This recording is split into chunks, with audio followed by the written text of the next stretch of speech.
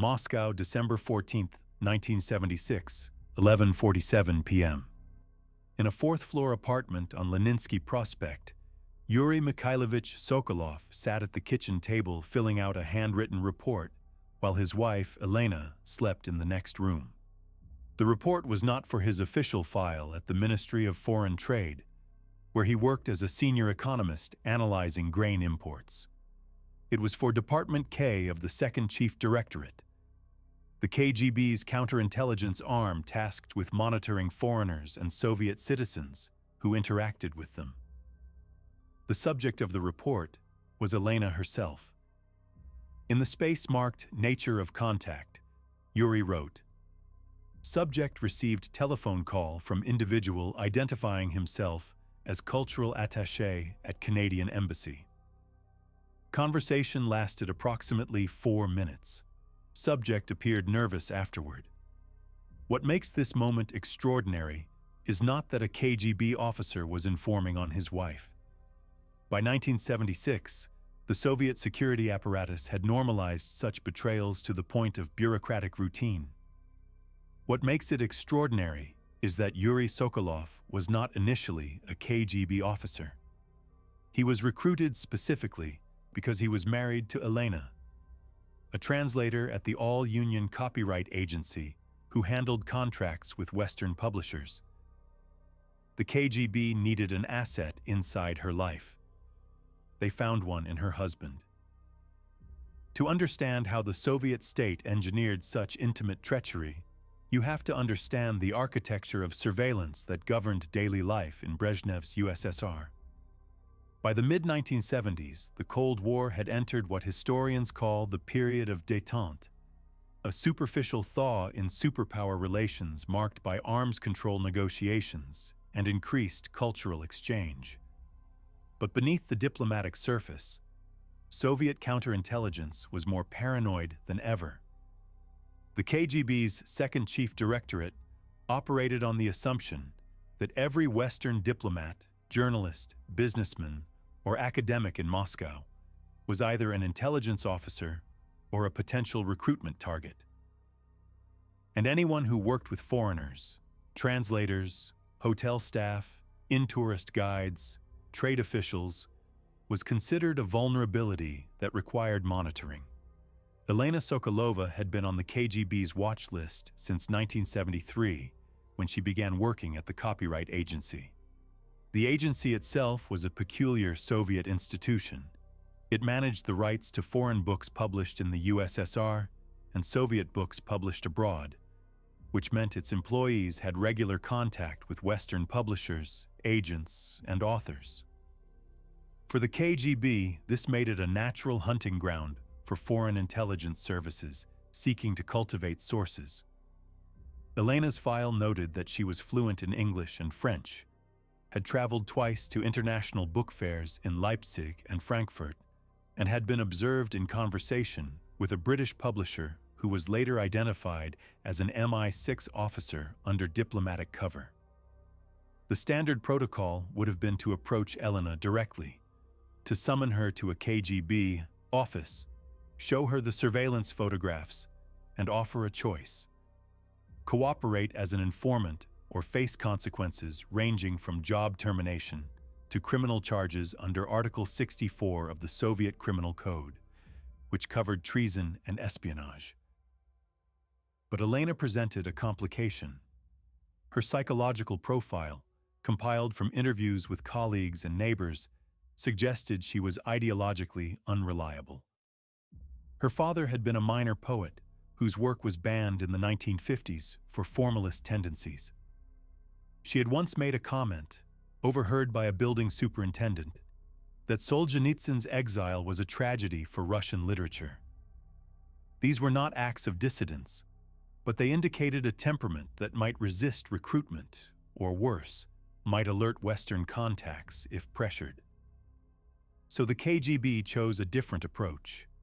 They would recruit someone already inside her life, someone whose loyalty could be secured through a combination of incentive and leverage, someone who could monitor her continuously without raising suspicion. They chose her husband. Yuri Mikhailovich Sokolov was 31 years old in 1974 when he was first contacted by a man who identified himself as Konstantin Pavlovich, a personnel officer from the Ministry of Foreign Trade. They met in a cafe near Yuri's office on a Tuesday afternoon in March. Konstantin Pavlovich was polite, even deferential. He explained that the ministry was conducting routine background checks on employees who might be considered for positions involving foreign travel or sensitive economic data. Yuri's work on grain import forecasts had been noticed. There might be opportunities for advancement. But first, a few questions. The questions were innocuous at first. Yuri's education, his family background, his career trajectory. Then they shifted. Did his wife enjoy her work at the copyright agency? Did she ever mention her foreign contacts? Had she ever brought home materials from the office? Manuscripts, correspondence, anything unusual? Yuri answered honestly. Elena rarely discussed her work in detail. She sometimes brought home novels she was evaluating for translation rights. She had mentioned meeting a British publisher at the Frankfurt Book Fair who had complimented her English. Konstantin Pavlovich nodded, made notes, and thanked Yuri for his time. 2 weeks later, they met again. This time, Konstantin Pavlovich brought a colleague, a man who did not offer his name but whose presence shifted the tone of the conversation. The unnamed man explained, with bureaucratic precision, that Elena's position at the copyright agency made her a person of operational interest to state security. This was not a reflection on her character or loyalty, he emphasized. It was simply a reality of her professional exposure. The state needed to ensure that foreign intelligence services were not attempting to exploit that exposure. Then came the pivot. Yuri could help. He could provide regular reports on Elena's activities, her contacts, her mood, any changes in her routine. In return, he would receive a modest stipend, 200 rubles per month, deposited into an account under a pseudonym. More importantly, he would be protecting his wife. If she were ever approached by a foreign agent, Yuri's reports would provide the context needed to intervene before she made a mistake that could destroy her career, her freedom, perhaps her life. The unnamed man let that last possibility hang in the air. Yuri asked what would happen if he refused. The unnamed man smiled slightly and said that refusal was, of course, Yuri's right as a Soviet citizen. But it would raise questions. Why would a loyal Soviet husband decline an opportunity to protect his wife and serve his country? Such questions might lead to a more formal investigation, of Elena certainly, but also of Yuri himself. His position at the ministry, for instance, involved access to agricultural production data that, in the wrong hands, could be used to speculate on Soviet economic vulnerabilities. Had Yuri ever discussed such data outside official channels? Had he ever been careless with classified materials? The mechanism of coercion was elegant in its indirection. No explicit threat was made. No violence was suggested. But the architecture of consequences was clear. Cooperate and you protect your wife while advancing your career. Refuse, and you subject both of you to an investigative apparatus that could manufacture guilt from the most innocent actions. Yuri understood that he was not being given a choice. He was being given a script. He agreed. The recruitment process that followed was methodical. Yuri was assigned a handler, a KGB captain named Grigory Antonovich Petrov, who worked out of a nondescript office building on Varsonofievsky Lane. They met every 2 weeks, initially in cafes or parks, later in a safe apartment maintained by the Second Chief Directorate for debriefing informants. Petrov trained Yuri in the basics of observational reporting, how to note times, dates, and details, how to distinguish between routine behavior and anomalies, how to write reports that were factual and useful without appearing overly interpretive or emotional. Yuri was given a code name, Faithful, which Petrov explained was standard procedure to protect his identity in KGB files.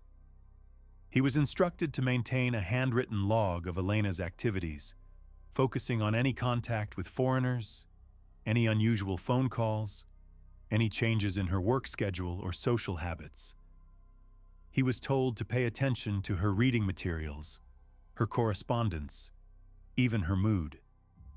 Depression or anxiety, Petrov explained, could indicate that she was under pressure, possibly from a foreign handler attempting to recruit her. At first, Yuri's reports were sparse and unremarkable. Elena went to work, came home, read manuscripts, attended occasional cultural events. She received phone calls from colleagues. She met a friend for tea. Petrov accepted these reports without comment, but he also pushed Yuri to be more attentive. What books was Elena reading?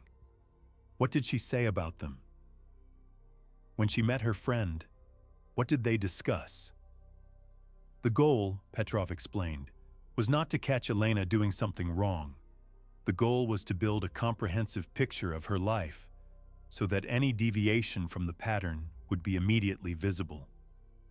The psychological effect on Yuri was gradual but profound. He began to see his wife through the lens of surveillance. Conversations that had once been intimate became data points. A phone call from a colleague was no longer just a phone call.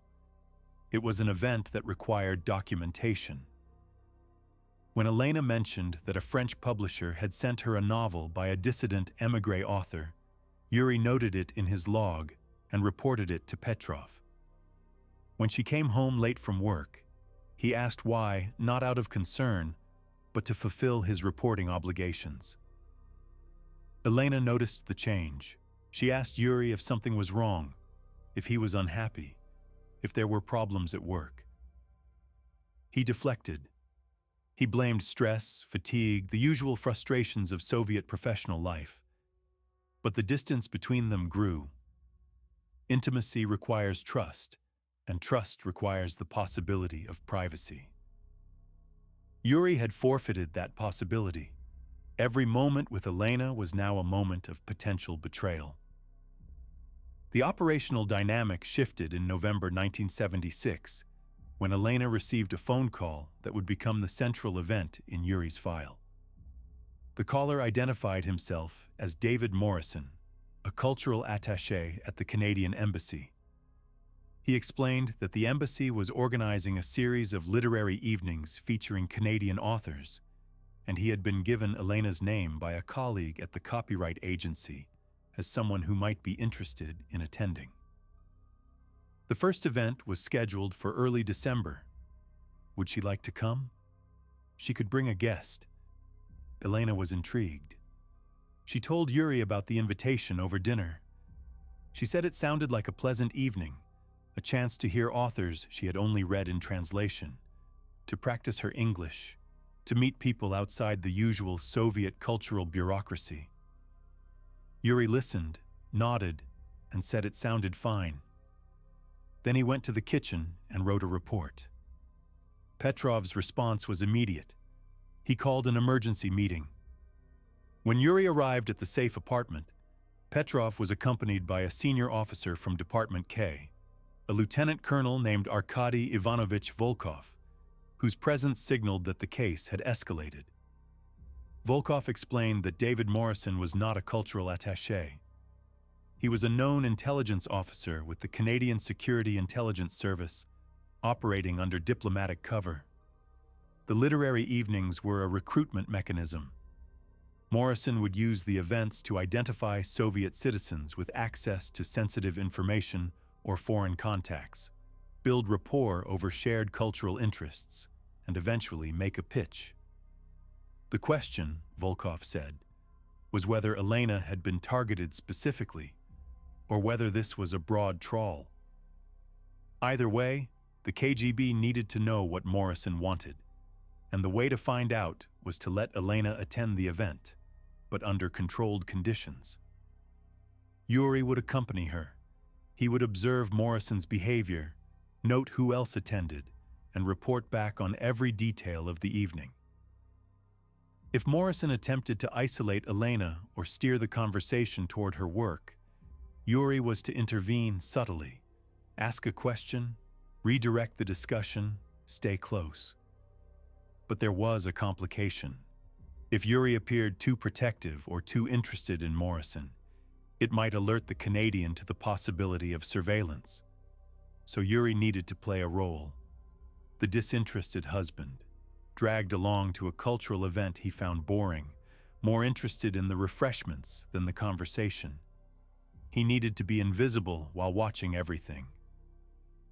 Yuri asked what would happen if Morrison did try to recruit Elena.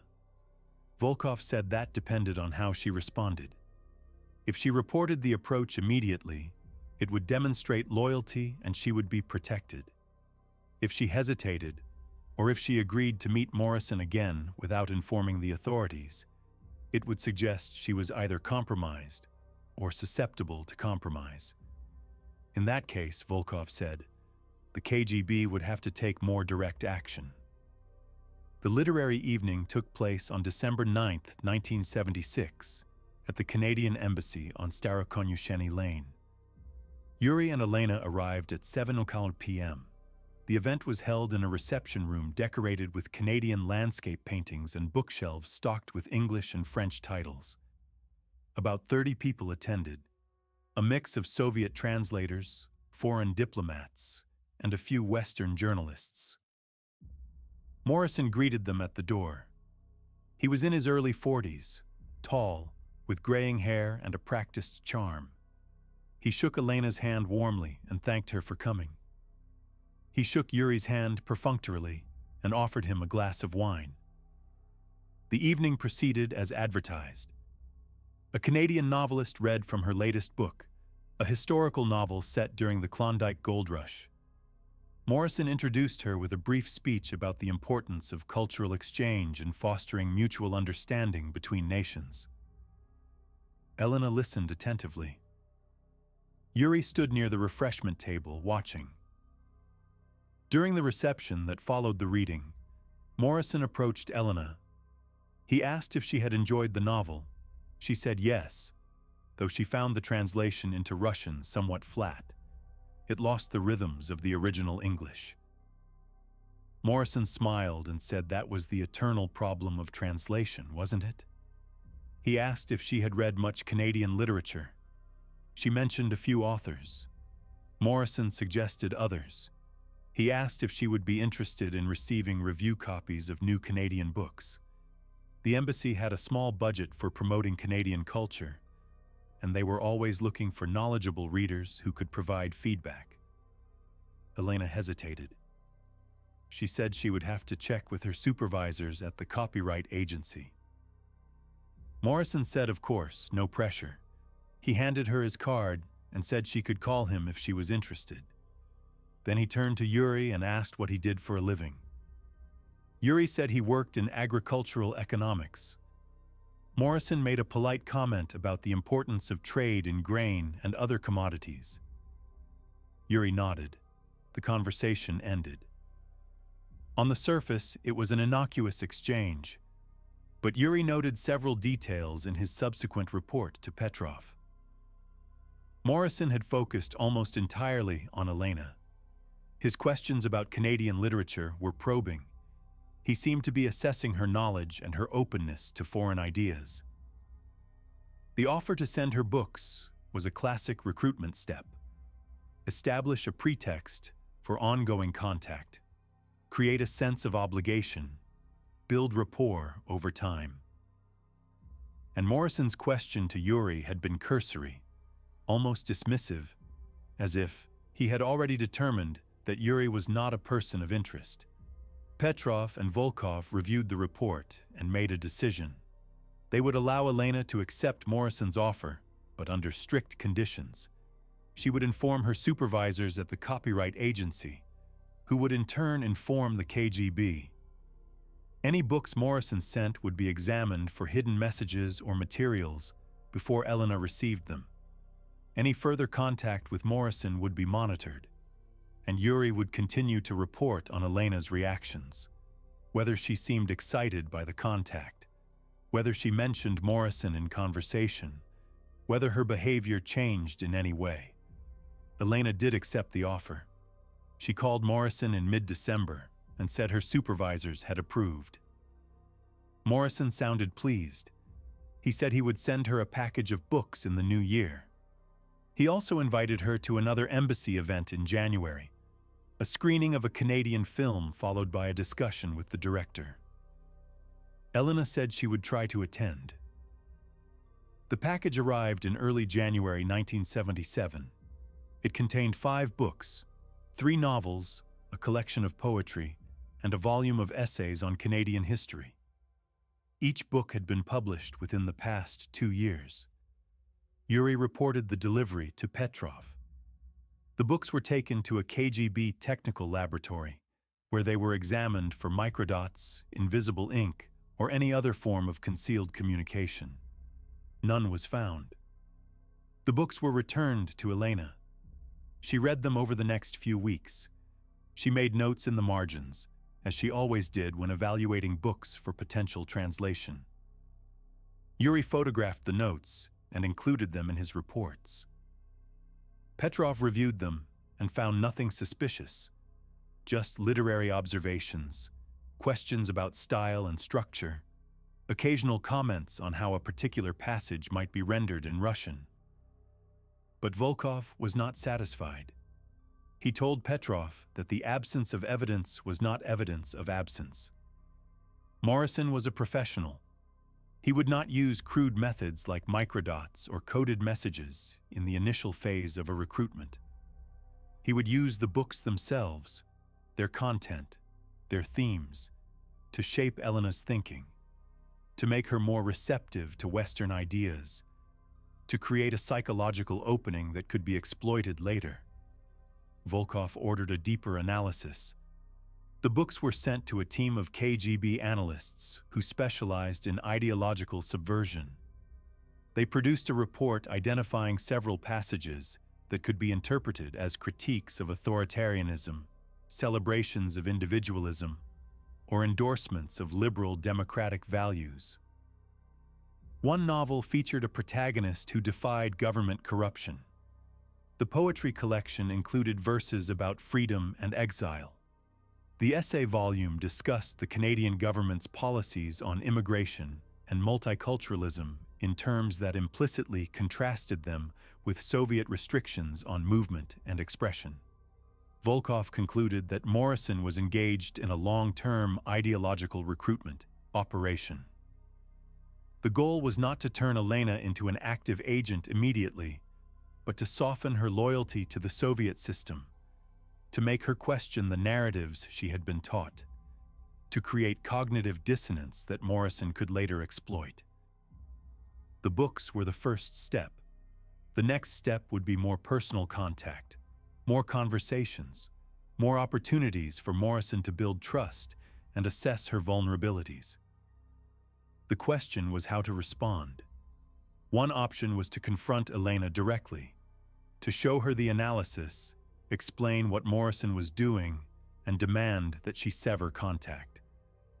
But Volkov rejected this approach.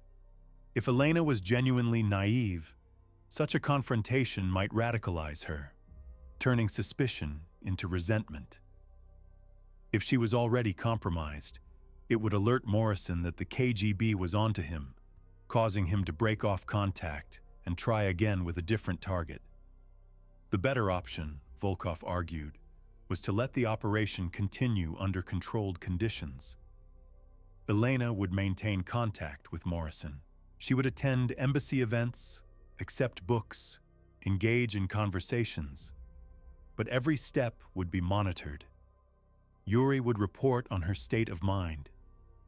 KGB surveillance teams would photograph everyone she met at the embassy. Technical officers would monitor her phone calls. And if Morrison eventually made an explicit recruitment pitch, the KGB would have documented evidence of a foreign intelligence operation targeting a Soviet citizen. Evidence that could be used to arrest Morrison, expel him from the country, and demonstrate to the West that their espionage efforts were under constant observation. But this strategy required Yuri to deepen his betrayal.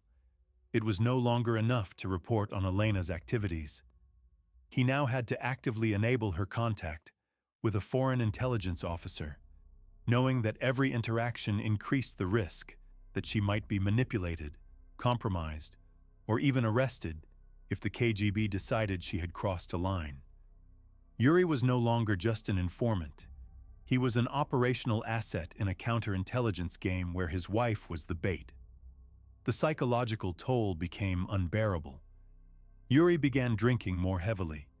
He had trouble sleeping. He avoided eye contact with Elena. When she asked him what was wrong, he snapped at her, then apologized, then withdrew into silence. She assumed he was having an affair. She confronted him one night in February 1977, demanding to know if there was someone else. Yuri almost told her the truth.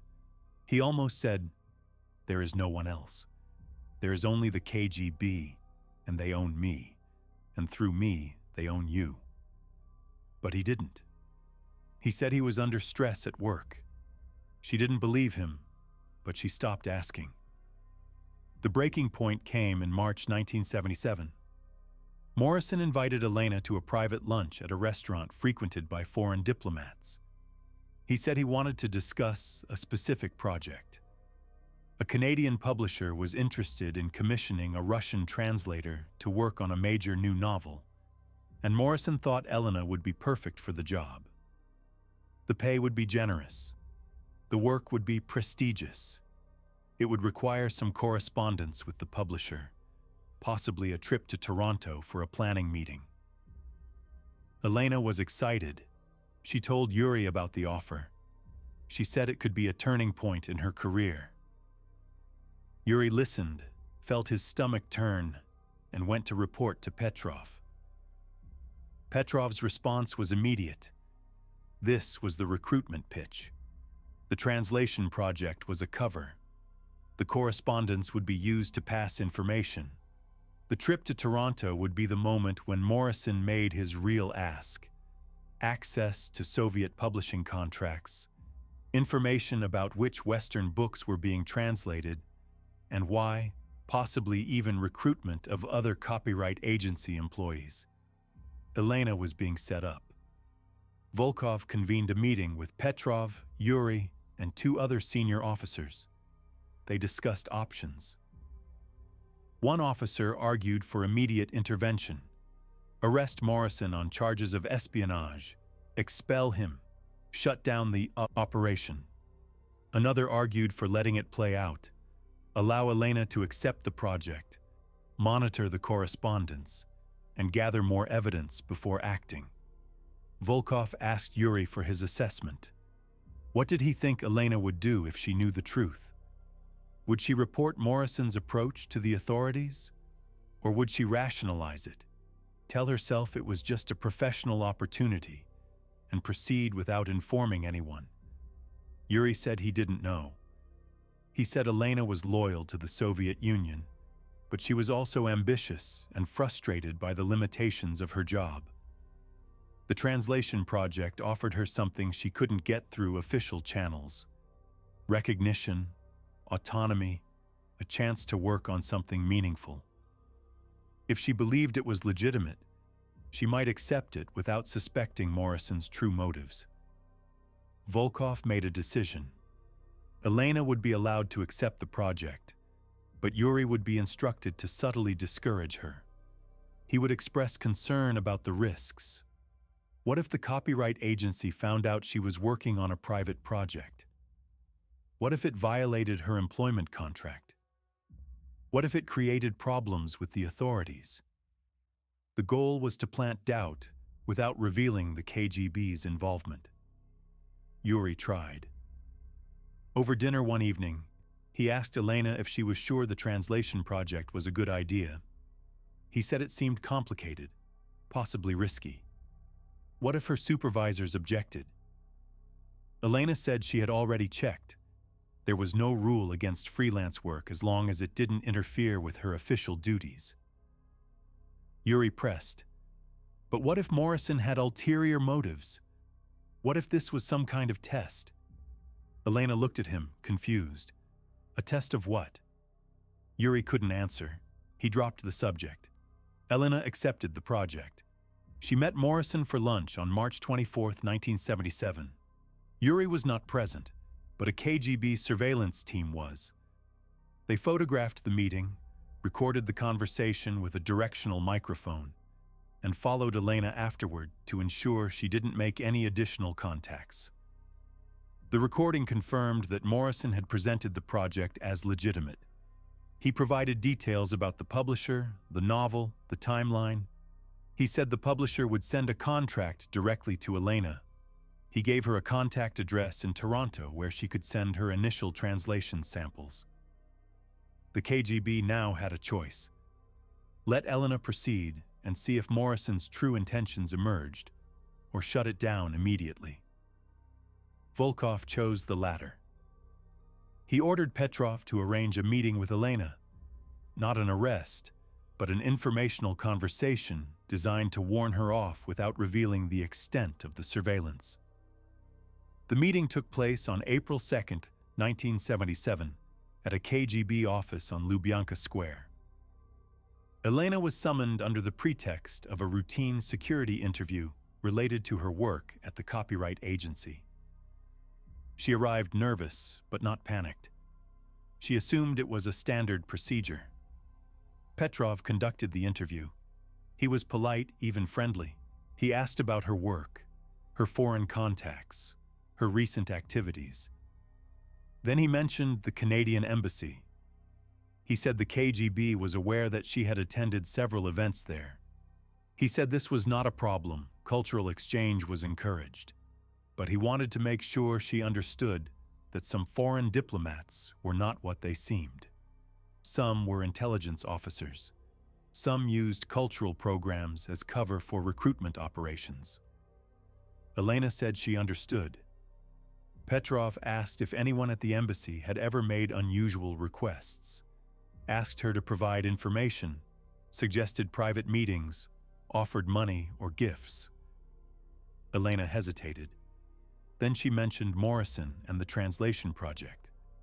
She said it seemed like a legitimate professional opportunity, but now that Petrov mentioned it, she supposed it could be something else. Petrov nodded. He said the KGB had no evidence that Morrison was engaged in espionage, but his position at the embassy made him a person of interest.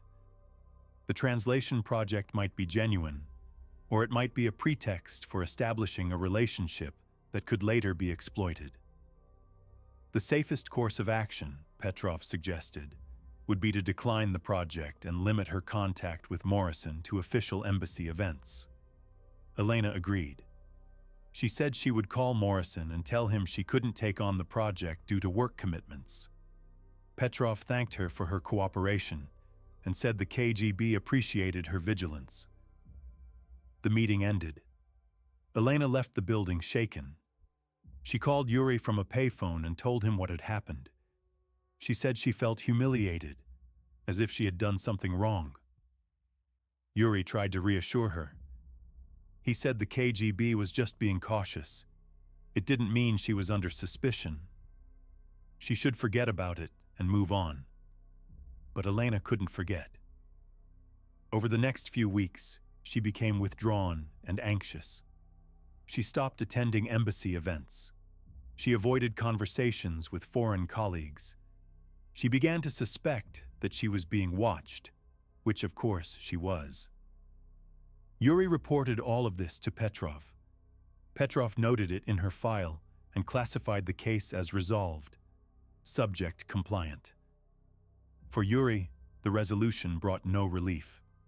He had betrayed his wife to protect her, and in doing so, he had destroyed the foundation of their marriage. Elena never learned that Yuri had been reporting on her, but she sensed the distance between them. She asked him once if he still loved her. He said yes. She didn't believe him. They stayed together for another 18 months. In October 1978, Elena requested a transfer to a different department within the copyright agency, one that involved no foreign contact. Her request was approved. Yuri continued to file reports, but there was nothing left to report. Elena had become invisible. In January 1979, Yuri requested a meeting with Petrov. He said he wanted to stop. He said the arrangement had served its purpose. Elena was no longer in contact with foreigners. There was no operational need for continued surveillance. Petrov said he understood, but the decision wasn't his to make. He would pass the request up the chain. 3 weeks later, Yuri received a summons to meet with Volkov. Volkov explained that Yuri's service had been valuable and was appreciated. However, the KGB did not simply release informants. Once you were part of the system, you remained part of the system. Yuri's file would stay active. He would continue to receive a stipend. And if the KGB ever needed his assistance again, whether related to Elena or to someone else, he would be expected to provide it. Yuri understood. He had made a bargain, and the terms were not negotiable. He left the meeting and went home. Elena was in the kitchen, reading. He sat down across from her and tried to think of something to say. Nothing came. They sat in silence. The marriage ended in 1982. Elena filed for divorce, citing irreconcilable differences. Yuri did not contest it. They divided their possessions, signed the papers, and went their separate ways. Elena remarried in 1985 to a civil engineer. Yuri remained single. In 1991, after the collapse of the Soviet Union, KGB archives began to be partially opened. Journalists and historians gained access to files documenting the surveillance apparatus that had governed Soviet life. Elena's file was among those released. It contained hundreds of pages of reports, most of them written by an informant codenamed Faithful. The reports detailed her movements, her conversations, her reading habits, her moods. They described her contact with David Morrison and the KGB's assessment of the recruitment risk. They included Yuri's observations about her anxiety, her withdrawal, her suspicion that she was being watched. Elena read the file in 1993. She recognized the details, dates, events, conversations that only someone in her household could have known. She realized that Faithful was Yuri. She contacted him and asked to meet. They met in a cafe in Moscow, the same city where their marriage had unraveled 15 years earlier. Elena asked him why. Yuri explained the recruitment, the coercion, the impossible choice. He said he had been trying to protect her. Elena asked if he understood what he had done. He said yes. She asked if he regretted it. He said every day. Elena told him that she had spent years believing she was paranoid, that her fear of surveillance was a symptom of some personal failing. Learning that her fear had been justified, that the person watching her had been her own husband, was both a validation and a betrayal. She said she didn't know which was worse, the KGB's surveillance or Yuri's complicity. Yuri had no answer. They finished their coffee in silence. As they left the cafe, Elena said she forgave him, but she also said she never wanted to see him again. Yuri nodded. They parted on the street and never spoke again. The case of Yuri and Elena Sokolov is not unique. KGB archives contain thousands of similar files. Husbands informing on wives, wives on husbands, parents on children, children on parents. The Soviet surveillance state depended on such betrayals. It normalized them, bureaucratized them, rewarded them.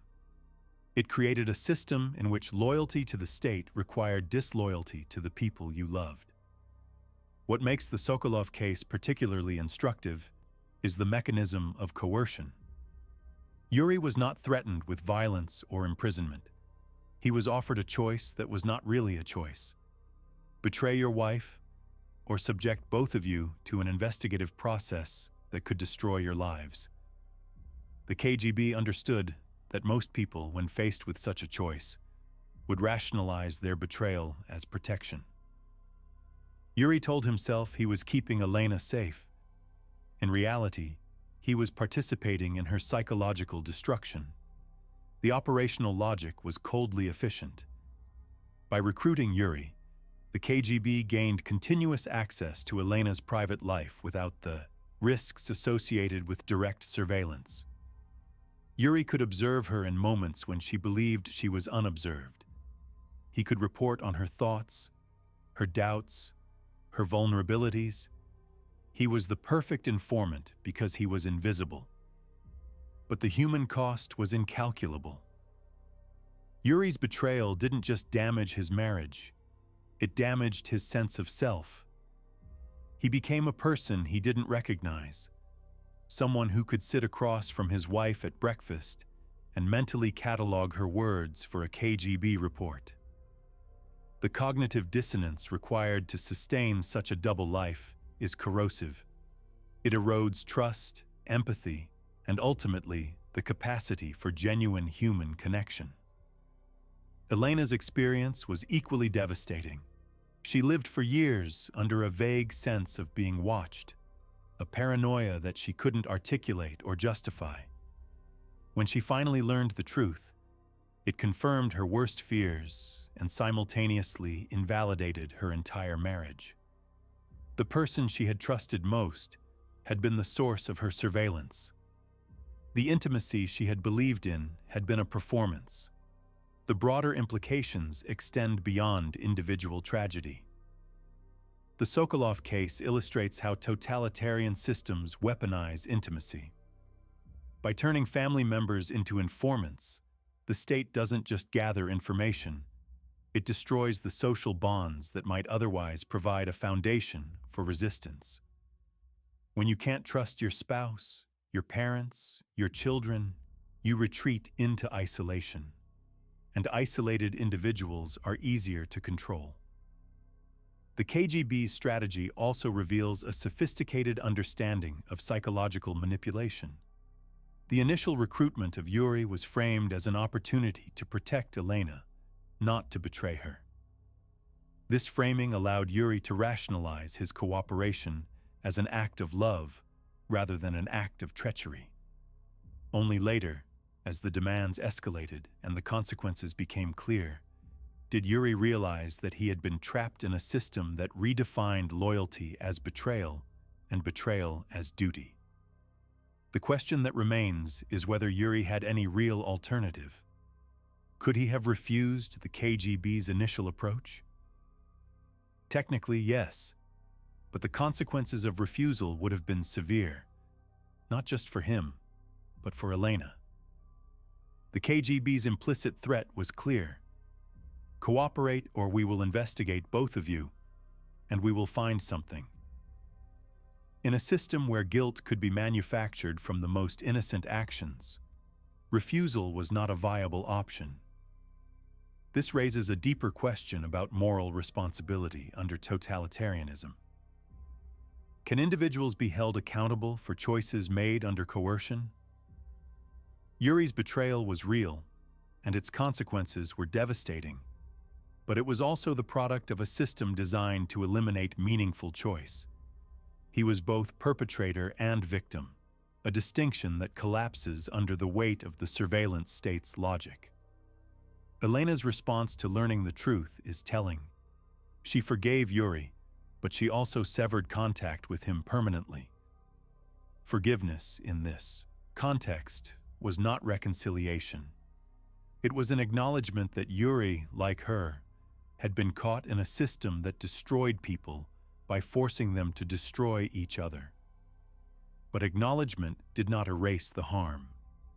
The marriage could not be salvaged because the foundation of trust had been irreparably shattered. The Sokolov case also highlights the limits of post-Soviet reckoning. When the KGB archives were opened in the 1990s, they revealed the extent of the surveillance apparatus. But they did not provide justice or closure for the people whose lives had been documented and destroyed. Elena could read the reports, understand what had happened, and confront Yuri.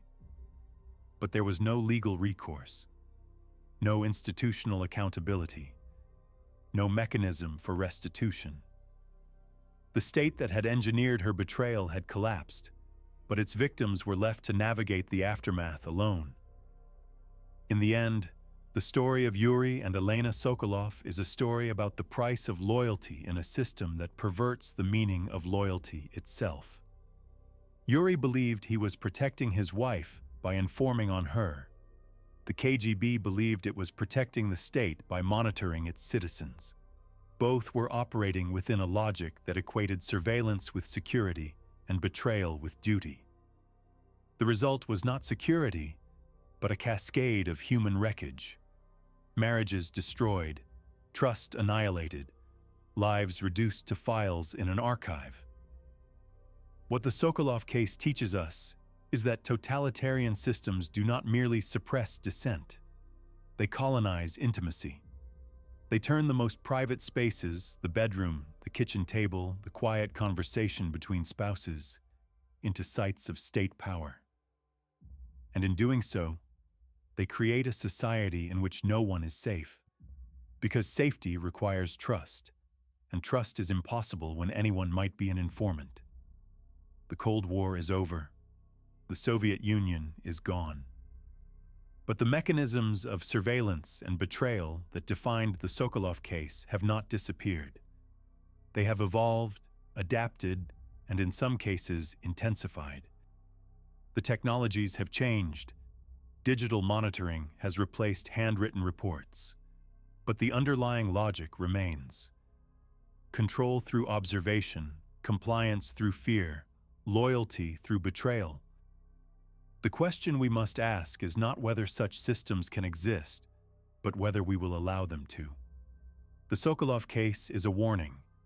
It shows us what happens when the state prioritizes security over humanity, when institutions treat people as instruments rather than ends in themselves, when loyalty is measured by the willingness to betray those we love. It is a warning we ignore at our peril.